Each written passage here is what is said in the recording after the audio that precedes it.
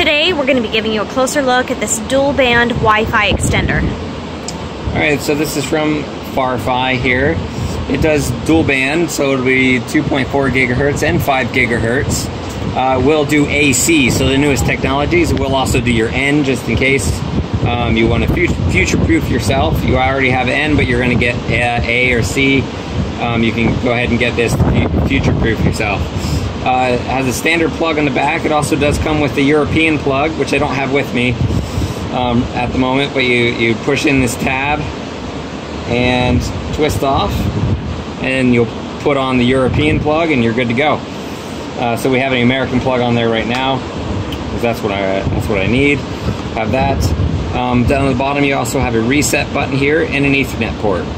So you can put this into 3 modes. You can make it a repeater, an access point, or its own router. So that's why you have an Ethernet port there. And you don't need to connect to it to configure this guy. I'll show you exactly how to do it. Basically, I brought this with me on my vacation to make sure that my Wi-Fi at my rental place would reach out to the beach, so that I could do some work on the beach or surf the internet on the beach. So the Wi-Fi here at the rental place wouldn't. So basically I just plug this guy in over here and positioned his antennas out to the beach, and we got internet. So I'll show you really quick how easy it is to connect to them and configure them. Not recommended for long-term outdoor use, but if you're putting it out there to extend, you know. Yep, it's a piece of electronics, so you don't want it in the rain. Yeah, we don't leave this out here. So when you first plug it in, it'll boot up. You have lights on the front that'll blink and tell you whether it's connected to the Wi-Fi or whether it's not connected to the Wi-Fi. And all you do is you don't need to connect to it to configure it, physically connect to it. You just connect to its Wi-Fi, which is just Farfi in the beginning. I've already configured it to be a repeater, so I find Farfi 2 and Farfi 5. Okay. So username and password is admin. I've already changed mine because I made it a repeater already. But this is how easy it is. Once you log in, you can change your password here, your time setting, or whatever you want to do here. Upgrade its firmware, that's its IP, its MAC address, and you can get all the wireless information from there. But if you want to configure it as a repeater, an access point, or a router, you just click on one of these. So for instance, I click on a repeater. It takes about 25 seconds to scan the networks. Once that's done, it'll show me a list of all the networks it's found. You pick the one you want to repeat, put in your password of that network, and then it will reboot and shoot the signal out to where you need it to be shot to.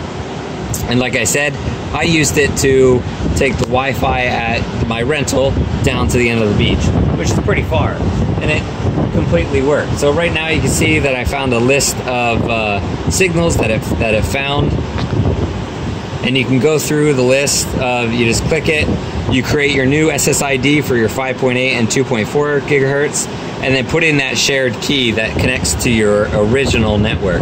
And then, like I said, it'll reboot, connect, and shoot that out there, okay?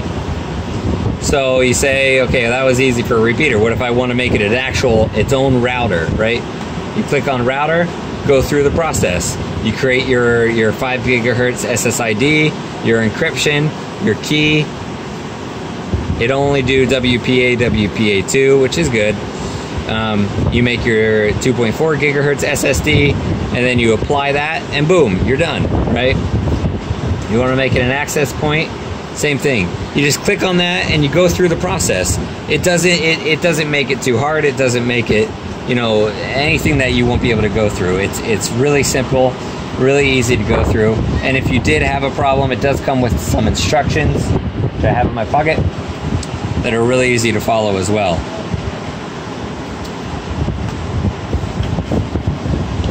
So if you had any questions, you have this as well, and what you should connect it to, how to go through the process, and how to find it.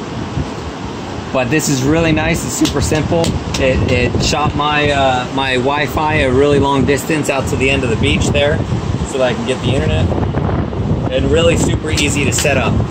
The only downfall that I see is that you can't change the username. The username is admin, but you can change the password, so that's okay. But other than that, everything's all good. It was super easy to set up. took me just a couple minutes, as you can see, to connect to it and configure it, and I was done.